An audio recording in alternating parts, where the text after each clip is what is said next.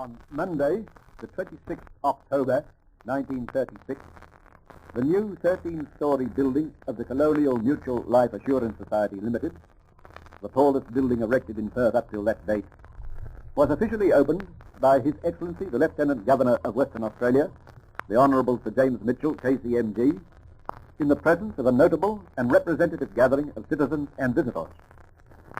This is a record of the speech delivered on that occasion by Mr. H.B. Jackson, KC, the chairman of the local board of directors of the Society, in proposing the toast of His Excellency the Lieutenant Governor, the Honourable Sir James Mitchell, KCMG, and Lady Mitchell.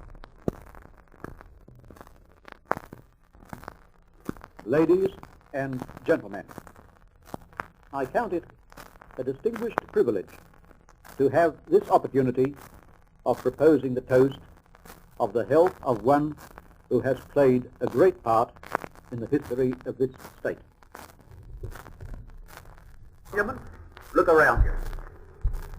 You will find it in the wheat belt. I admit the monument is not looking quite its best this year. It wants, as it were, a coat of paint. In other words, a few more bushels of wheat spread over its surface. Nevertheless, it is a great monument, and a monument of which, sir, you may feel justly proud. Of course, you all know that Sir James was born the birthplace of some of our greatest knights, Forrest, afterwards Lord Forrest, next Sir Newton Moore, and next Sir James Mitchell. All big men. I do not mean big physically. They could not help being that. In that sense, ladies and gentlemen, greatness was thrust upon them. Of such men, Shakespeare might have said, "There's a rotundity that bulks their frames, go slimming how they may." No, I mean big in the sense of big in thought, big in heart, big in ideas, big in vision. And in this sense, not the least is he whom we now take pride in welcoming here, our very good friend, Sir James Mitchell.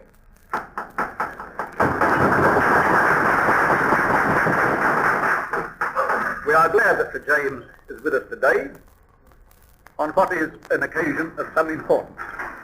The opening of what I think you will all admit is a very beautiful building. A building which will stand as long as stone endures, a monument to the faith and confidence which this society has in this great country and in the people of this country, as a testimony of its faith in human nature, to its faith in the unchangeableness of those cardinal virtues from which springs the desire of every good citizen to provide for the welfare of those nearest and dearest. The state can do much to ameliorate the conditions of life, but it cannot manufacture, it cannot provide a substitute for that affection amongst human beings on which all good and noble actions are based. No, that's something the state cannot do. You may as well talk of making nursing mothers out of robots. And even if you could, who would want to be tap-fed to the accompaniment of the creaks and cranks of the shoes? Personally, Sir James, I prefer the method that obtained before I myself was used. However, ladies and gentlemen, I do not want to preach a sermon, though sometimes I feel tempted to try. I give you the toast of Sir James and Lady Mitchell. I have said something of Sir James, but certainly not all I could say. I have not told you of his vast and varied knowledge of all parts of this state. Travel with him for a day, and you will find he is filled with apparently limitless knowledge of all sorts of soils, all sorts of grasses, all sorts of wool, all sorts of flowers, all sorts of birds, all sorts of everything. In fact, he is the best advertiser and the best advertisement that this state has ever produced. And as to Lady Mitchell, she is just as staunch an advocate and just as hard a worker in those spheres which come more particularly within the province of women as Sir James is in the sphere of men. And without her constant help and solicitude, I am sure Sir James would not be looking half so contented as he is at the present moment. May they both be long spared to continue to help this great state to which they have so worthily and so loyally laboured. Ladies and gentlemen, I give you the toast of the health of Sir James and Lady Mitchell.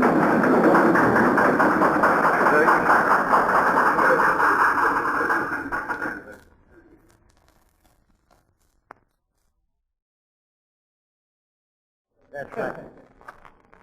Sir Harry Lord Premier, George Pearce, the Right Honourable the Lord Mayor. My duty is a very simple one. This proposed the health of the chairman.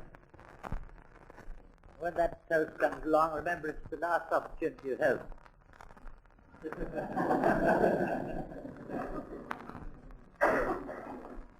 Sir Harry, I congratulate your society in having as chairman here, our chairman of today. Mr. Jackson is progressive in all things. He renders service to this community that few render, not only in connection with insurance, but in very many directions. I've known him, as most of us have, for a very long time, always active in support of the country. I apologize to my friends from New South Wales. We're very proud of Sydney, of course. We're very proud of Melbourne. We're very proud of the rest of Australia. But we're still more proud nationally of our own state. And we've been silent so long that I'm beginning to think it's time we spoke out about the quality of our country, the possibilities of our country. Then too surely it's given to young things to boast, isn't it? And so I feel that I can boast. Mr. Jackson, we're all very grateful to you for entertaining us this morning, and I think the entertainment will go on for a good long time yet. I don't know what we'll be like when 2 o'clock comes round, but I hope.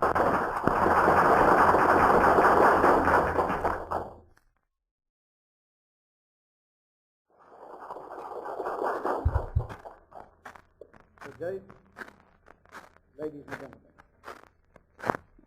I am not going to make another speech. I must, of course, arrive to thank you, and you particularly, Sir John, for your very kind remarks. You know, they say that the longest smoke is the longest fire. That's one reason why I shouldn't make another speech. And another is that I may be put by you, ladies and gentlemen, in the category of the young man whose story I will tell you. I have told this story before, and I do know that in telling a story a second time, one runs the risk of being thought a one-story man. But some of you may not have been present on that other occasion, and I would therefore like to tell you this story, but hope you won't draw the analogy too close.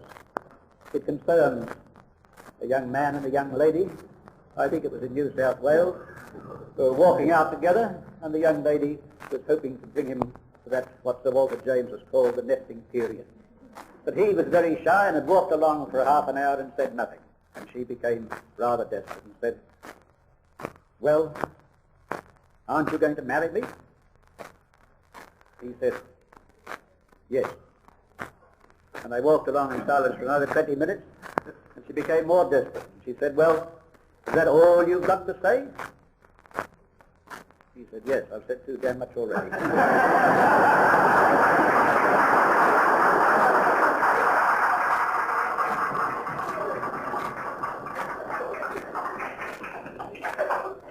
Well, ladies and gentlemen, the building is open for your inspection, and we hope those of you who have time will avail themselves of the opportunity.